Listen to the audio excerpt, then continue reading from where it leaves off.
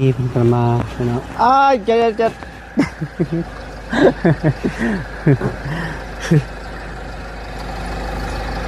สบายดีเด้อมาแต่ไสนี่มาแต่หน้าน้องๆเพิ่นมาแต่หน้าเพิ่นบอก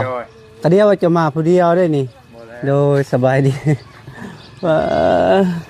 ไปยังไปขุดอีหยังอันนี้จิโลได้อีบ่กิโลแต่บ่ได้กิโลบ่ได้กิโลบอก มื้อใดไปมื้อใดเกือบตกรถเดินมันกระดองคงว่ารีบว่า3สาวเป็นยังไงแปลกบ่สาเหตุแสดงว่าเครียดมันขึ้นอยู่ทงเขานมแหละเจ้าชุมเจ้าต้องเฮียนและจากคนเจ้าเฮียนแหละได้บ่ยังบ่ได้ถอดแสบเด้อสิมีรางวัลได้คันถอดแสบนะสักร้อยใครนะ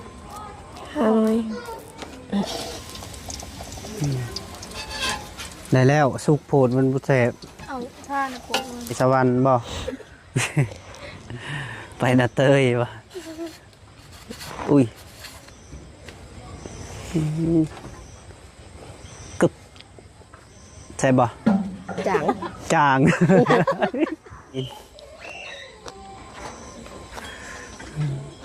ตั้งคือคนเฒ่าคนโอเนาะพี่น้องเอ้ยเนาะหากมาปลุกปะโลมาติไอตินาพุ่นใดพี่น้องเอ้ย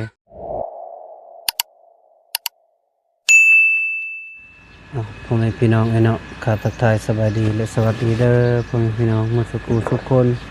สวัสดีสว่างบรรยากาศคอยคำลุงแรงพี่น้องเอ้ยเนาะดีเมาลีเพิ่นก็มาพี่น้องอ้ายจะ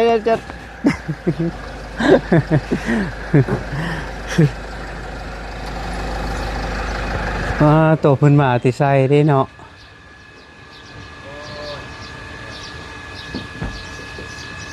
เอา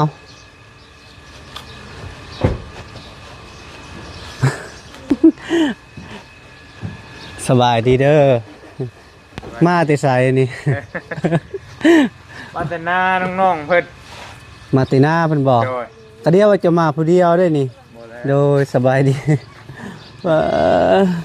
ไปยังไปขุดอีหยังอันนี้จิโลได้อีบ่กิโลแต่บ่ได้กิโลบ่ได้กิโลโอ้ยเนาะบ่ได้จิโลอาจจะเยี่ยมหน้าเพิ่นพุ่นแล้วโดยใกล้ๆประชาพุ่นแหละเจ้าไปหน้าเพิ่นบ่โดยเยี่ยมเพิ่นอยู่พุ่นถ่ายอยู่พุ่นโดยคิดแล้วจะมาผู้เดียวได้กินนี่ข้อยก็เลยถ่ายอยู่ดิบ่แล้วมากับน้องเพิ่นอาจจะโดนแล้วบ่ถ้าก็มาฮอดวังใดนี่แหละค่อยก็พอดีคุยกับแม่เฒ่าเด้เพิ่นมาแต่ปลูกวิกบ่มานั่นแหละเพิ่นว่าวันหนึ่งฮะแต่คุยปุ๋ยบ่ใส่ปุ๋ยบ่เพิ่นว่าวันหนึ่ง150,000แล้วก็เห็นอยู่รถอันเขาเจ้าจอดนะซีเมนต์รถจีนนั่นแหละคนจีนนำมาส่งแต่เจ้าเคยไปรถคันนี้บ่แต่ละเทื่อก็เพิ่นมาเอาให้งานมาหามาส่งเกือบตกรถบอกเมื่อใดไปเมื่อใดเกือบตกรถเดินมันกระดองรถมันกระดองเด้อเป็นไดไปคุยกับน้องๆอยู่พุ่นน่ะกลับไปพ่อเพิ่นกำลังสิไปหาขุดไปหาเลาะหาเฮ็ดหาหยังนั่นแต่กับน้องเพิ่นก็บ่ได้ไปเท่าดอกพอดีไปเห็นบอลลี่แล้วก็ได้นั่งคุยกันอยู่ประชานั่นแหละแล้วก็ตามลงไปเบิ่งอยู่หน้าพุทธอยู่ลุ่มพุทธเด้อโอ้ยเฮ็ดก็บ่ออกดอกฝนบ่ตกนี่น้องเพิ่นว่ามันเริ่มกำลังเริ่มมันกำลังเป็นไข้เป็นหยังนี่บ่กำลังเป็นไข้ พอดีมืดก่อยกับมาที่พุ่นเลยก็ตามมาหาเจ้านี่แหละเอ้าเจ้าไม่ได้ขึ้นพุ่นบ่ใช่ว่าขึ้นอันน่ะพารานก็จะขึ้นไปแต่ว่าโทรหาน้องเพิ่นบ่ติดยันเพิ่นไปเสียเที่ยวอีกโอ้เป็นเมืองใหม่ซะ ขึ้นนำกันเด้อซะกันหน่อย ก็จังหวะก็จะทำมันว่างพร้อมกันกับไป โดย ไป ไปเป็นหมู่ซื้อแล้ว โดยโดย ก็เคยไปเคยผ่านมาแหละ เดี๋ยวคิดว่าได้เฮ็ดอีหยังพอดีไอ้น้องเพิ่นแกงบ่ได้ติ บ่ได้ไปหาใช่ไหมน้องเพิ่นกำลังไปไปพ่อวลีก่อนวลีก็เลยคุยนำเลยก็เลยตัดบทได้แล้วเลย เป็นได้เที่ยงเพิ่น สูงเนาะค่อนข้างสูงเนาะ สูงบ่ อืม อืม บ่ครับโทรศัพท์ก็ได้ โดย คุยกับน้องภาษาอังกฤษ ผูกน้องนี่เนาะสองสาว อยู่คอมเมนต์ของวอลลี่ว่า3สาวเป็นยังไงแปลกบ่ ใส่เห็ดนะได้อยู่บ่ มาได้ แม่นหยังอันนี้ ถอด อะ ได้หรือเปล่า ถอนหยังเออ ค่ะ KFC แล้วเหลียวให้ ฮะ ค่ะไข่ ถอดไข่ FC ฝากมาบ่ แล้วเหลียวให้ เฮ้ยยาแล้วทำเบานะกินรสจะเออมีเสียม2ดวงพี่น้องเนาะแต่ว่า มี มีน้ำอีหยังเอียนี่ ไอยาว เออไวตามิวคนละปองได้เมื่อยบ่ไปหาคุดนะ เมื่อกันเลย คันไปเท่านี้แห่งได้กลัวเนาะคือน้องเราไปคุดเสาร์นี่ก็ได้หลายไปคุดกระปู เป็นไดฝากคุยนำเพิ่นนะเมื่อยบ่โดยเมื่อยก็อดทน โมเมื่อยเลยธรรมดา โดยธรรมดาเนาะ เลย อืมแปลกเนาะคอมเมนต์ 3 สาวเนาะไทกิ้ง2 สาวไปน้องเนาะแต่คอมเมนต์ทางบอลีกับพอดีเบาแก้วก็ได้เข้าไปอ่านอยู่ว่า3 สาวแปลกแท้ว่าไปเมื่อวานนี่ก็หลายคนอยู่ทางเบาไล่ก็ว่าเจ้าคล้ายๆคือนักของคนหนึ่งที่โด่งดังอยู่ประเทศไทยน้องอุ้งอิงเพชรบานแพแมนบ่เห็นแล้วบ่ฮู้เคยเห็นบ่ เคย คล้ายคือแทบ่ เออพี่น้องไอ้เนาะพอดี เห็นน้องเพิ่นมากับเบาลีที่จริงคิดว่าเบาลีมาคนเดียวเลยมากับน้องๆเพิ่นพี่น้องไอ้เนาะก็ขี่นั่งอยู่ในบ่เป็นยังไง ยาน ญาติเอาขี่รถก็ยังญาติ ยานแหละ ญาติ ยันนางข้างๆนี่แหละ ยันเมารถ ขันนางเนาะกับยาน ยันโอ้นางนอกหรือพัดญาตินางในยันเมารถโอ้ย นี่จะได้เด้วันนี้แบบนี้แล้วสีบุได้รถคือหมู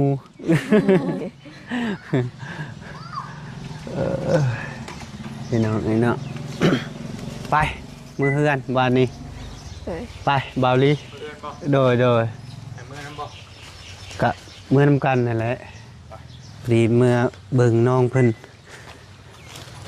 นึ่งข้าวนึ่งน้ำละบ่ นึ่งแล้ว ย่างที่เนาะมันเป็น ข้าว นึ่ง นึ่ง แล้ว แล้ว จักพี่น้องนี่เนาะ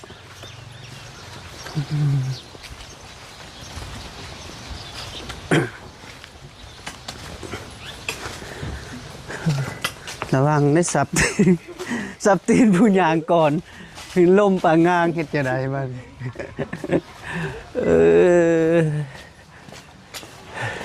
มาติคุด มาติคุดได้ข้าวนมแสดงว่าเครียดมันขึ้นอยู่ ทงข้าวนมแหละสิมีบ่จิหล่อยามนี้มันบ่มีติบ่แม่นยามอะ มีอยู่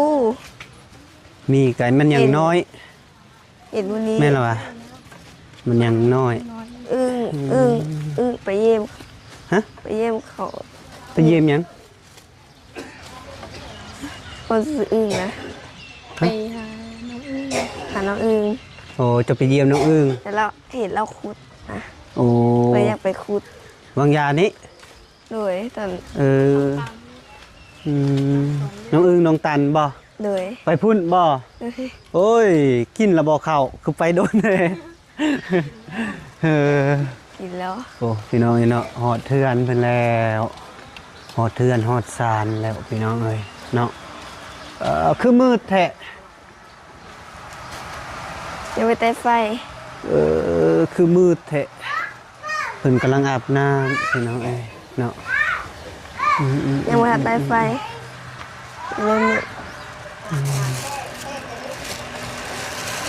เบิ่งเรางอยคือโฟดอยู่ได้ฮะ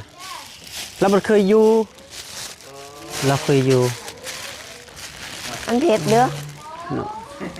แต่เอซี คนละยานไม่เป็นนะฮะพุทธ บ่ยันเรา อืม บ่ความหมายบ่ยันเราตกบ่ เราบ่ยินเราบ่ ผู้นี้ก็บ่ได้ยินพ่อ โดยเอื้อยลาวนี่แหละบ่ได้ยินคือกัน เป็นพิการหู แล้วเราบ่ยันเราตกก่อนอีกแล้ว เราเคยหนัง เราเคยนั่ง เรามานั่งเองแล้ว โดย เอาละเอาให้ลูกหลานกินปัน มันขอบใจหลายๆเด้อ โดย ปันยังกินแล้วได้ลูกหลานกิน อ่ะปันเก็บปัน ให้พ่อเจ้ากินน้ำในละ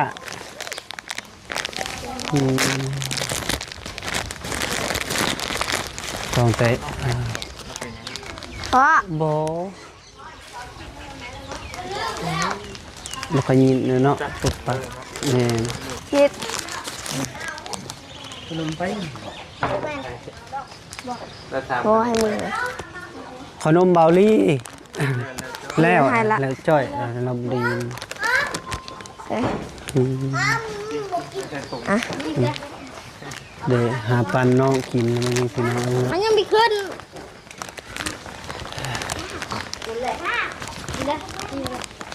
FC เขาคอมเมนต์มาเพื่อนน่ะคือสูงโพดว่ะคือสูงแท้ว่ะ ปากกาเอฟซี นี่นะ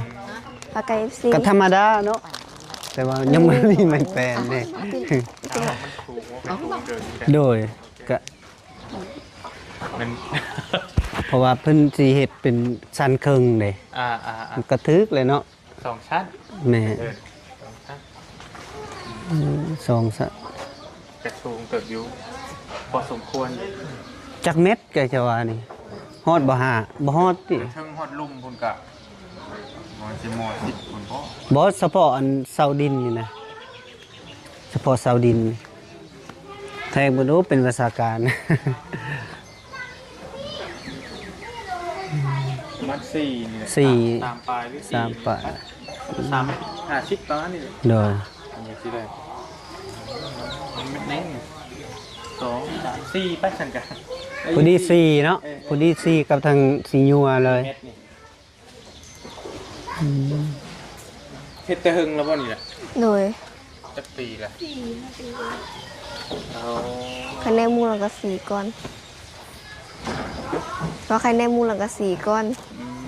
เอามือเรามัด แม่นแล้วครับบ่มุ่งเลยดอกแท้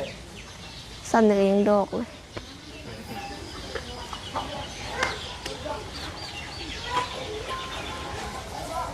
ไม้นี่มันอยากดอกแล้วได้บ่ลีนี่ไม้อันนี้นะเพราะว่ามันพ่นพระเด้โดย ถึกฝนถึกแดดเลย ทุกคนแดงมันก็ดอกไปนำ นี่ไทยป่ะ โดย ไพ่สครับเดี๋ยวนี้นะ บ่มี มียังยังมาหาเพิ่น รุ่นตะกี้เนาะ โดย รถไทยโค้งนักๆนะ ซองเลข เออ รถไทยซองเลข โอ้ เด้ อันนี้ได้ถ่ายหน้ากันที่ละ โดย เจ้าชุ่มเจ้าต้องเฮียนและจากคน เจ้าเฮียนแหละนี่ได้บ่ยังบ่ ยังบ่ ได้ ได้ มันสนิททางไปไว้ เมนแล้วดีแท้ เด้อ เออ มันเลี้ยวมาทาง มันนักได้นี่นะเวลาเฮาตายแล้วมันอยาก นะ โกง น้องฟ้า คงนะ น้องฟ้าเสื้อสีฟ้าเดินน้องเสื้อสีเขียวเสื้อสี ผู้หญิง ฟ้า บ่ ผู้ชาย ผู้ชาย นั่นแหละครับ โอ้ผู้นั้นบ่ไทยนา เสื้ นะ อสีขาวน้ำมูกเขาคุณนั่นแหละถ่ายนาง เวลารถคาดิซะสิได้เดียว มุ้ย พากันงัดบ่ แต่บ่ได้กับป้า โอ้โดย แต่กูยังเอ็ด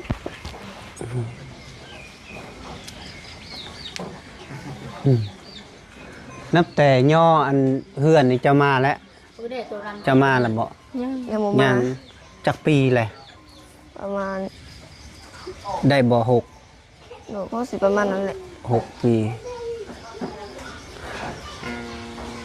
น้องเพื่อนนี่คนนี้ยังไม่ได้มาสักทีอยู่บ้านพ่ออยู่ ยังทันฟ้ากันจัง เออ ยังอยู่บริคำไซบ่ บอลวันละเด้อ แล้วเด้อ นาเดือนนะ บ้านนาเดือนี่เอ้า ไปนั่น อยู่ จานนั่นเด้ อยู่บ้านนาเดือแล้วไปอยู่พุ่นย้ายบ่หรือเป็นได แบบเขาไล่เอาแต่บ้าน อ่ะคืออะไร เขาว่ามีเท่าเป็นพ่อนะ โอ้ไม่เท่าเจ้าโดย อยู่สิ แต่ที่จริงล่ะคนอยู่บริคำไซบ่ไม่เท่าเจ้าฮะ บ่ ไปอยู่ แบบลูกเราไปเอาผัวอยู่ตรงนี้ ไปอยู่ โอ้ไปอยู่น้ำลูกน้ำหลานเนาะแล้วก็เอาเจ้าไปนำแบบนั้นก็มี เนี่ยแหละ โดยนี่นแหละที่มันแล้วก็แล้ว เขตนี้เนาะโอ้เนาะ โดย จะโซ่อะไรเนี่ย เขตได้ดินเจ้า สมมุติว่าห้องน้ำดีล่ะกันสมมุติงบอีหยังเจ้าสิปุกอยู่ไสซะ เข้าห้องน้ำก็ กันสมมุติว่าเจ้าไปหาเงินได้เด้ นี่ สิพังพี่ โดย อันนี้เราเข้าบ่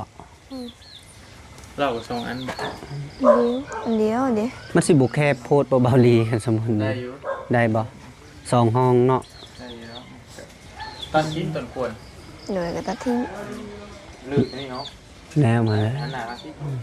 พูดคุมไปที่มัน พอดีติดกับเพื่อนเลยเนาะ เพื่อนเลยนะ อืม ได้อยู่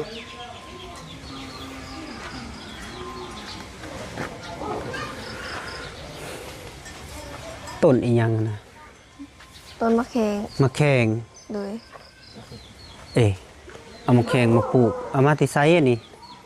เขาปลูกแต่โดดละ ปลูกที่โดน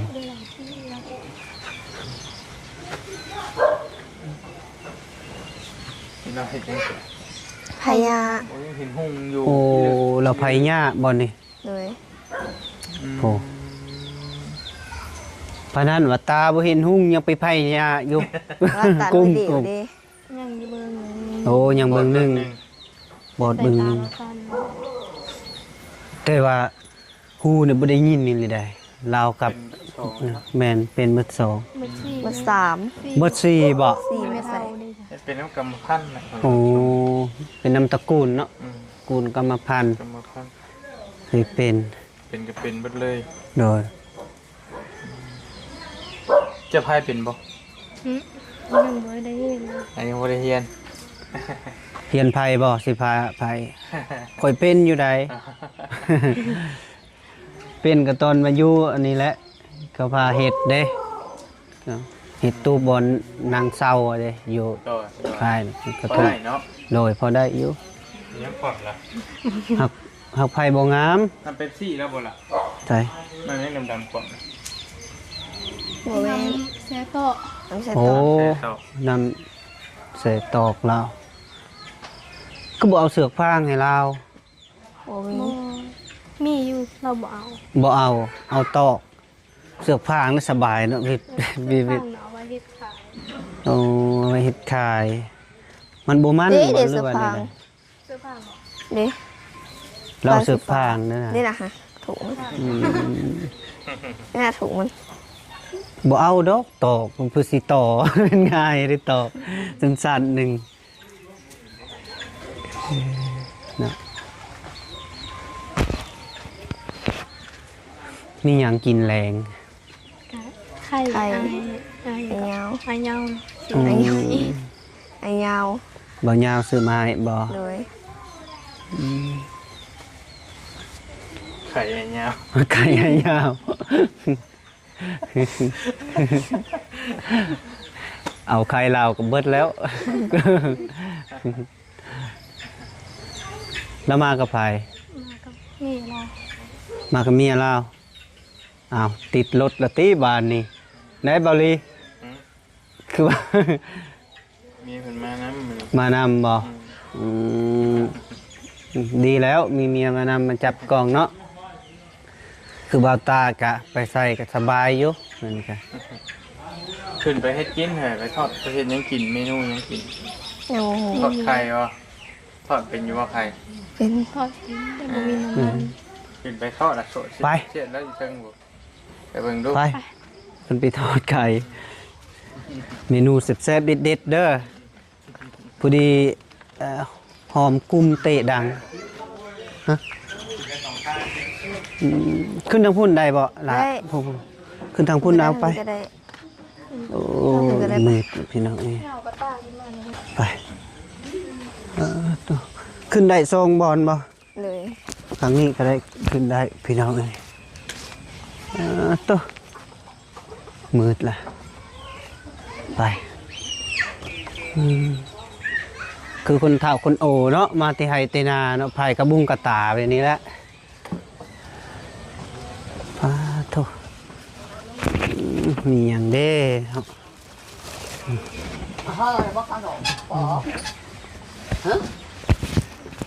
ได้ไฟละมีหมีใช้วิตามินกับตา ต้มอีหยังอันนี้ ต้มน้ำขาวโลก แล้วต้มไข่บ่ ต้มไข่บ่ ทอดไข่ บอสถามนี่นะ ยังไม่ได้ซื้อน้ำมัน เฮ็ดหยังกันนะ ให้น้ำให้พอ ให้น้ำให้พอ โดย เจ้าบ่ได้หายไว้บ่ บ่หักเอามือ หักกันเบิด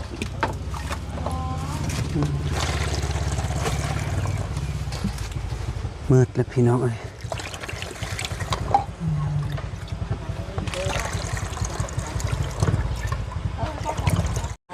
เจ้าสิเฮ็ดหยังกินนี่นาง สิทอดไข่ ทอดไข่ โดย โอ้คือบุซุ่มอีกพื้นนะยานมันเบิดบ่ โดย เอ้ยเหือแตกเหือแตน เห็นแหละหลายเพิ่นหากมามืดมาคำน้องเพิ่นกำลังจะกินข้าวพี่น้องเห็ดดูเห็ดกินอุ้ย เอ้ยใจเย็นๆ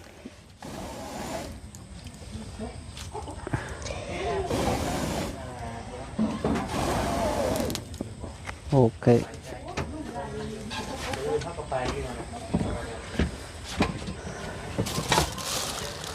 มีสิทอดไข่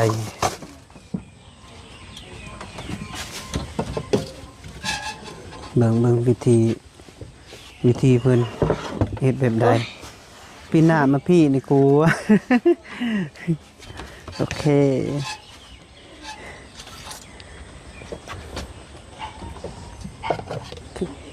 โอ้แบบนี้เนาะทอดจักหน่วย 5 หน่วย หาหน่วย เลย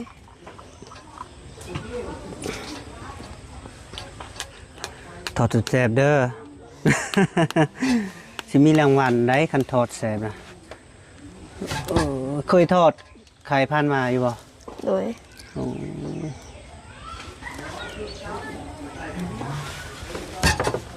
เพิ่นมาเตนาพี่น้องเนาะพอดีเบาแก้วรัดอยู่พุ่นก็มากับเบาลีครับเพิ่นพาเบาลีไปเบิ่งหน้าและเทียงพี่น้องเอ้ยเนาะ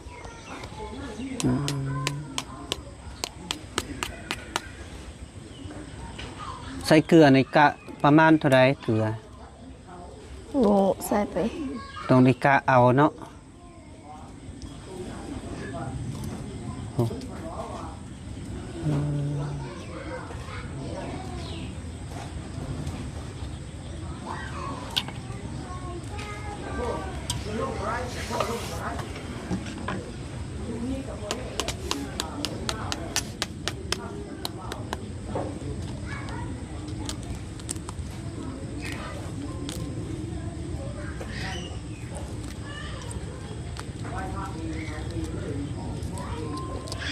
ชุบ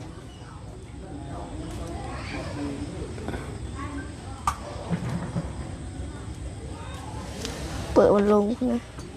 เปลือกมันลง โดย จะเป็นหยัง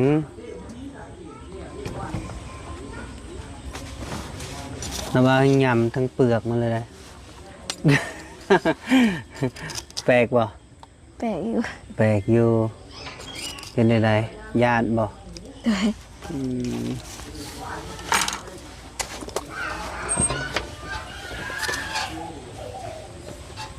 ผู้หนึ่งซาฟ้ายังไปซื้อน้ำมันพี่น้อยเนาะพอดีน้องงาเพิ่นกำลังตีไข่เพราะว่าสิ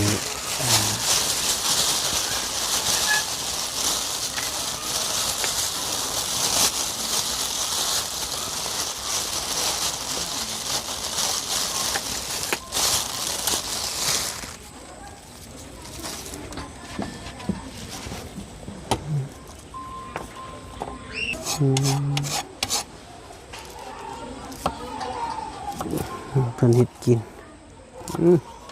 ซอยยังอ่ะนะ ใส่หัวบู หัวผักบัว โดย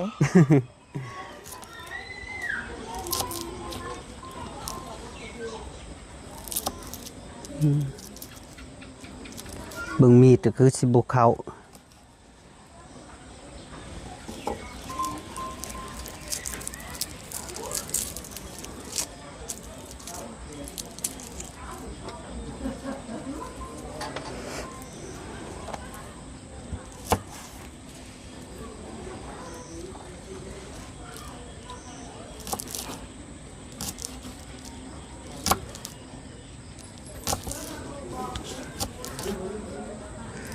แต่ละมื้อมีที่เจ้าแล้วเฮ็ดกินบ่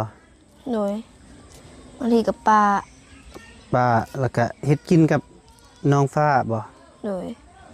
อืม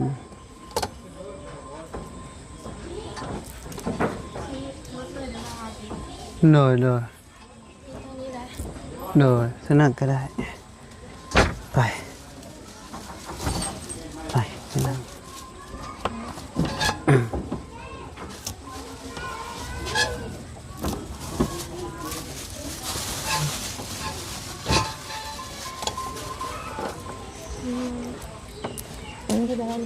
เอา โ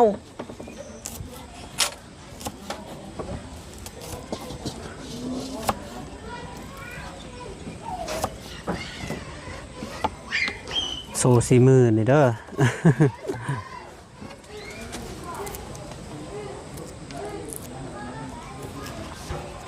มามืดมาค่ำต้องเฮ็ดกินกับมืดค่ำเนาะ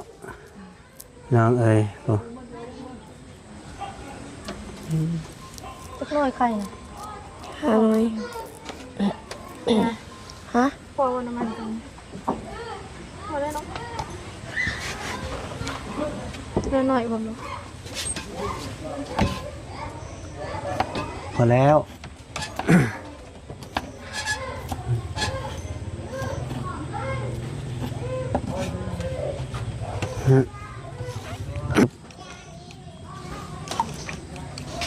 กินมะขนมฮะขนมกินอยู่บ่กินอืม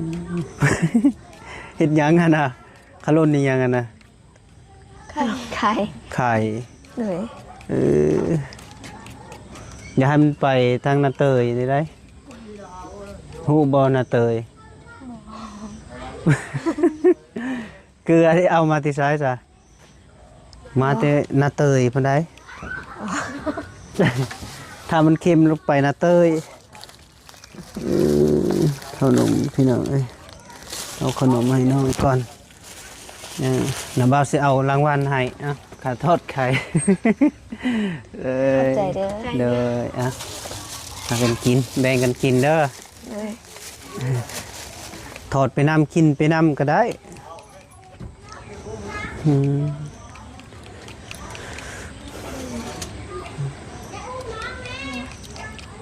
มันจะดูลอง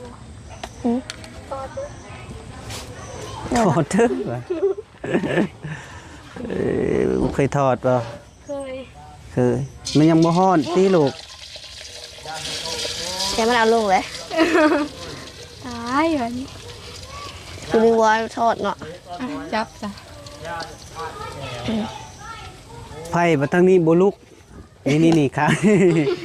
อุ้ ยเคียงกระตั้มอีหลีรอนายล่ะเอ้ยเนาะโอ้จูมสิ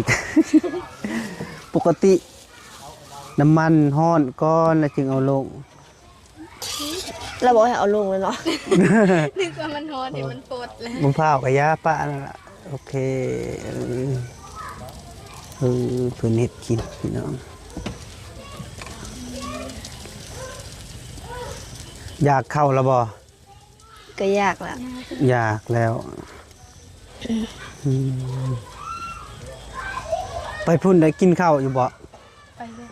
โอ้ไปนา กินเบ้านั้นซื้อไก่ทอดมา ไก่ทอดบาลีนะ เลยลืมซื้อ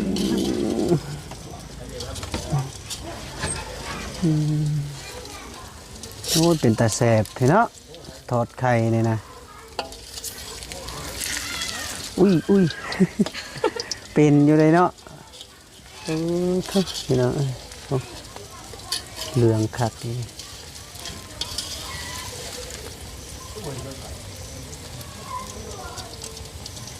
น้ำมันแม่ง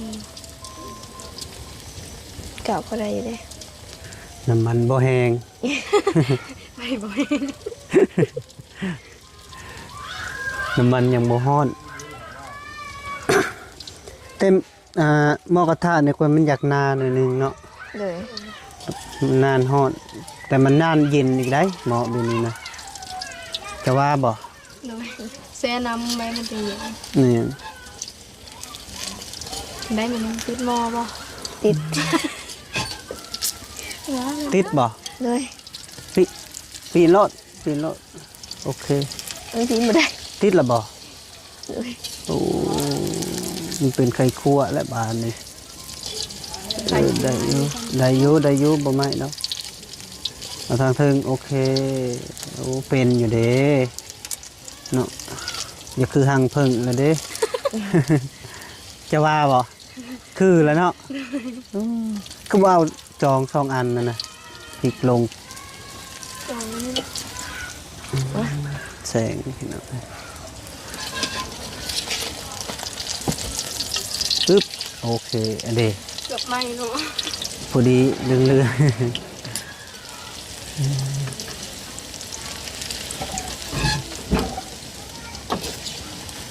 อยู่อาศัยหลายคู่หลายคนพี่น้องเนาะ พวกก็งามอยู่เด้อง ามอยู่ได้ดิโอ้ยกับทำนี่แหละ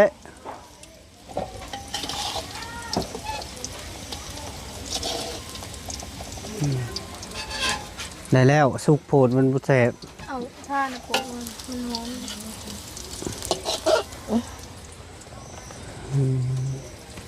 โซซิมือ โซซิโซซิมือ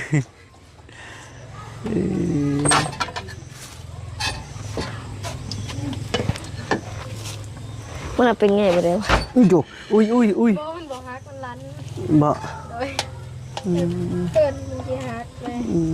เอาไม้มาเต็มไว้ยันล้ม โอ้หาหน่วยหลายๆเติบเนาะ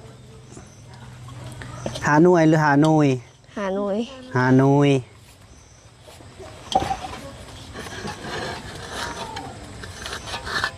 อุ้ยสีมึงดูเป็นอะไรมันสิบุไปสวรรค์บ่ ไปนาเตยบ่อุ้ยกึบใช่บ่ จัง จาง จางแก้ไขบ่ได้แล้วปรุง จัง เลยว ะบ่แซ่บเลยจังมันเค็มมันทั้งเค็มบ่จักมันจังมันทั้งจางบ่จัก แบบนั้นบ่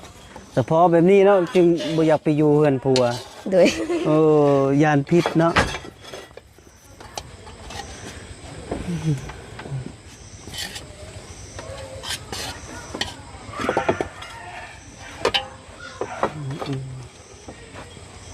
ไปเดี๋ยวจะพากันกินข้าวบ้านคิด มาแม่ โดย ข้าวมาเลยกินข้าว FC กินข้าวเนาะ มาเด้อ FC กินข้าว โอ้ยกินข้าวตอน ตอนค่ำพี่น้องเอ้ยเนาะ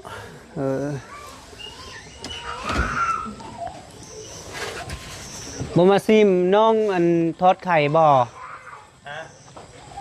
มากินข้าวกับน้องมา ได้เลยสิ ได้บ่ ได้แล้ว โดยค่ะมาซิมดูสิมือเพิ่นน่ะแซ่บได้ กินพากันกิน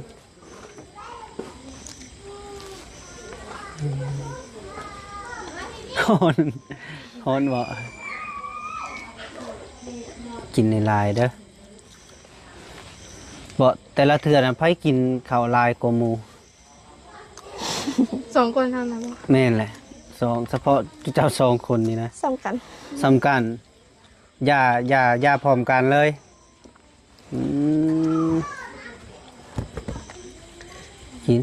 กินคำใหญ่ๆนะแบบเป็นตะแซ่บ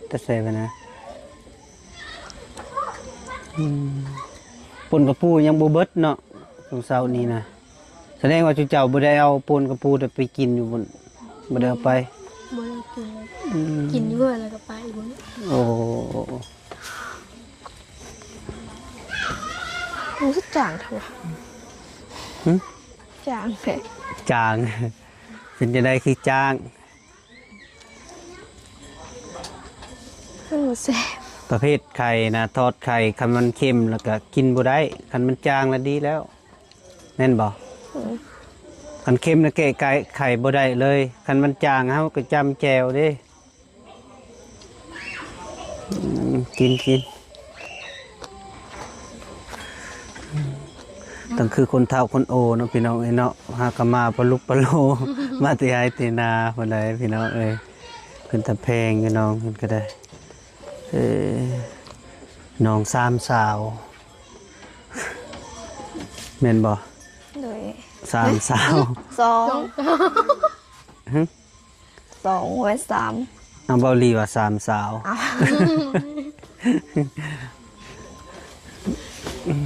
เด้อเ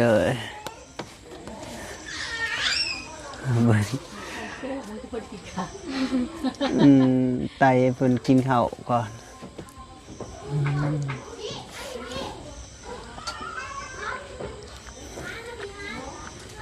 นักร้องดังพี่น้องเอ้ยนี่ข้างนี้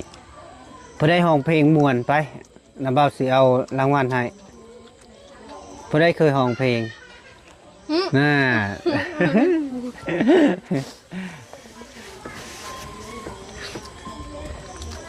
สาวง่านะสิห้องดีนะ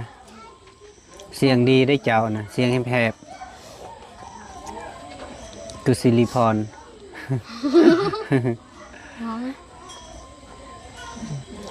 มื้ออื่นจังห้องเด้อสิหารางวัลมาให้ได้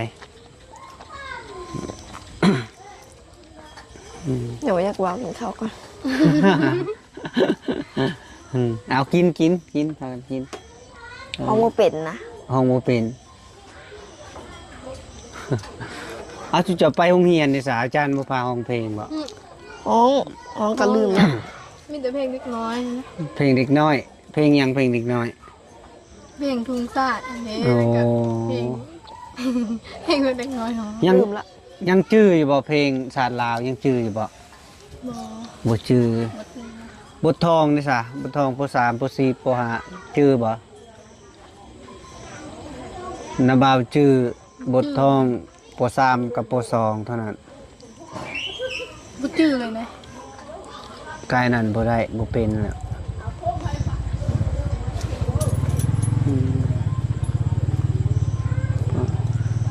รถก็จอดปะอยู่ถึงพากันกินแซ่บๆ คุ้มอร่อยอะ นี่ยัง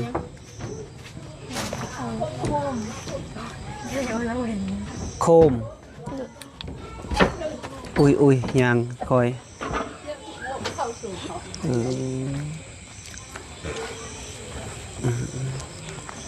คู่เขาโซนเขาบอก งัวข้าวส่วน โดยกินมันอิ่ม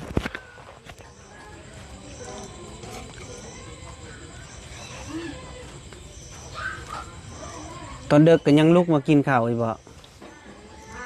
กินบาง น่ะ บางมื้อใดบ่ได้กินข้าวตอนแรกกันเด็กๆลุง อื มากิน มลุกมากินเนาะอืม แล้วลูกคนเดียวเหรอ น้ำบ่าวคือการใดคันยากแล้วลุกเลยไปสอบ มันเป็นน้ำกระเพาะเฮาเลยอืมกินเป็นอย่างนั้นลวกผัก โดย เอา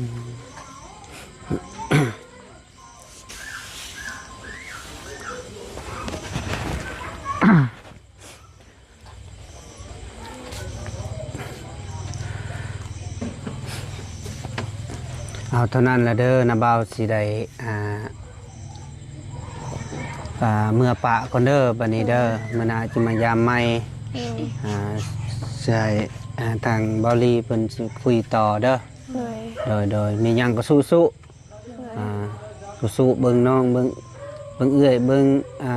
พ่อเบิ่งแม่เด้อสู้ๆมีหยังก็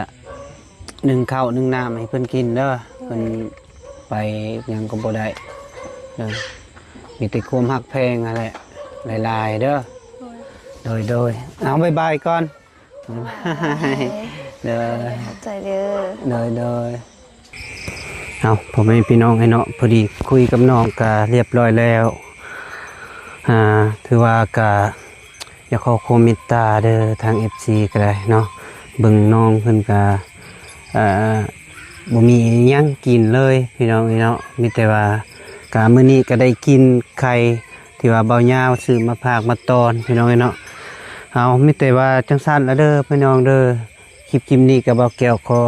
จบคลิปปิดคลิปก่อนขออยู่ดีมีแรงสุขภาพแข็งแรงเจริญจุนอย่าขาดสนโชคมาร่ำรวยมาสุขสุขคนโดยบ๊ายบายเด้อ